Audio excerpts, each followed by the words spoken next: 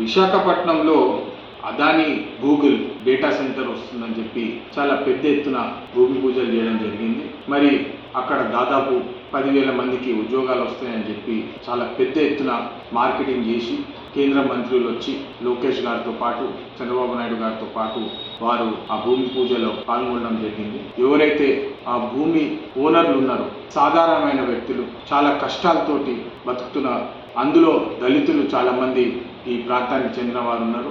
మరి అనేక news reports రావడంతో నేను కూడా దాన్ని స్టడీ చేయడం జరిగింది. అనేక మంది దళితులను ఇబ్బంది పెట్టి వాళ్ళ మీద ఒత్తిడి పెట్టి దాదాపు 20 లక్షల రూపాయలు ఎకరానికి ఇస్తామని చెప్పి వాళ్ళకి చిల్లర పైసలు పడేసినట్టు పడేసి కోట్లాది వాల్యూ ఉన్న ఏఐ కంపెనీలు ఈ ల్యాండ్ని అతి తక్కువ ధరలో వీళ్ళకి దళితులకి ఇచ్చి భూమి లాక్కోవడం జరుగుతుందని చెప్పి ఈ సందర్భంగా అందరికి తెలియజేస్తున్నాను.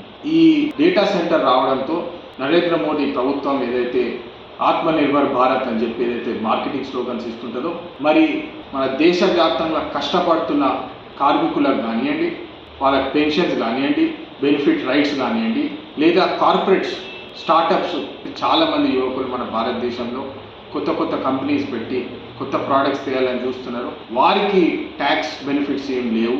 కార్మికుడికి పెన్షన్ అడుగుతుంటే, మన సింగరేణి కార్మికులు ఉదాహరణకు వారికి పెన్షన్ అడుగుతుంటే వారికి పెన్షన్ ఇయ్యడానికి వాళ్ళకి డబ్బులు లేవు. కానీ ఎక్కడో బయట అమెరికాలో నడిపే కంపెనీలకు ఏఐ సెంటర్లు మా దేశంలో పెడితే మీకు 20 సంవత్సరాల వరకు ట్యాక్స్ బెనిఫిట్లు ఇస్తాము, ట్యాక్స్ హాలిడే ఇస్తామని చెప్పి బిల్లు పెట్టి పుష్ చేయడము ఎంతవరకు కరెక్ట్ అని చెప్పి ఈ సందర్భంగా నేను అందరినీ అడుగుతున్నాను. మన సొంత భారతదేశ కంపెనీలకు బెనిఫిట్లు ఏమి ఇయ్యదు, కానీ బయట దేశంలో ఉన్న కంపెనీలకు మన ఇండియాలో పెడితే మేము మీకు ట్యాక్స్ హాలిడేస్ ఇస్తామని చెప్తుంది. అది యాంటీ నేషనల్ కాదా అని చెప్పి ఈ సందర్భంగా మళ్ళా ఆ మాట ఎత్తడం తప్పదు.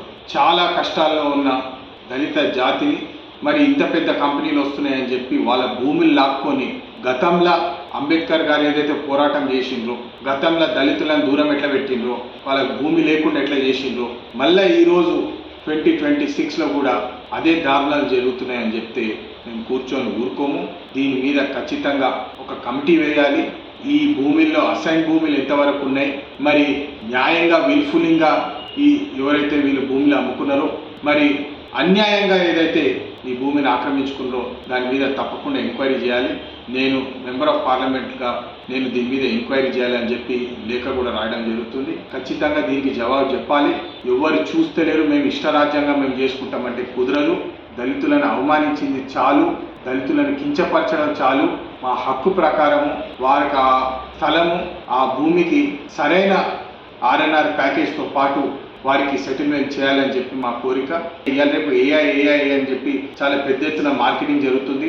ఏఐ డేటా సెంటర్ వస్తే మనం చూస్తున్నాము అమెరికాలో కంప్లీట్ లొకేషన్, దాని దగ్గర ఉన్న సిటీస్ మొత్తము నీటి ప్రాబ్లం తోటి, పొల్యూషన్ ప్రాబ్లం తోటి, ఎనర్జీ ప్రాబ్లం తోటి అక్కడ స్థానికులు బాధపడతారు. దాదాపు 5 లక్షల లీటర్లు ఒక్క రోజుకి ఏఐ డేటా సెంటర్ కన్సంప్షన్ ఉంటుందని చెప్పి వార్తలు వస్తున్నాయి. కాలుష్యము పెరిగిపోతుంది. ఈ డేటా సెంటర్ ఎక్కడైతే ప్రపోజ్ చేసిందో ఒక దగ్గరలోనే ఒక రిజర్వ్ ఫారెస్ట్ ఉందని కూడా నేను చదువుతున్నాను. ఆ రిజర్వ్ ఫారెస్ట్ కూడా కంప్లీట్గా డిప్లీట్ అయిపోతుంది. సో చంద్రబాబు నాయుడు గారికి, లోకేష్ బాబు గారికి, మరి ముఖ్యంగా నరేంద్ర మోడీ గారికి ఏ కాస్ట్లో ఇట్లాంటి ప్రాజెక్ట్స్ తీసుకొస్తున్నాము, మరి ఇవి ఎవరికి బెనిఫిట్ అవుతుంది? కేవలం అదానికి బెనిఫిట్ అవుతుందా, మోడీ గారికి బెనిఫిట్ అవుతుందా, లేదా ఆమ్ ఆద్మీ మన భారతదేశంలో ఎవరైతే యువత ఉన్నదో వారికి బెనిఫిట్ అవుతుందా, మన దళిత జాతికి బెనిఫిట్ అవుతుందా అని చెప్పి ఈ సందర్భంగా వారిని ప్రశ్నించడం జరుగుతుంది. ఖచ్చితంగా దీన్ని రివ్యూ తీసుకుపోయే కృషి నేను తప్పకుండా చేస్తానని చెప్పి అందరికీ తెలియజేస్తున్నాను. జై హింద్, జై భీమ్.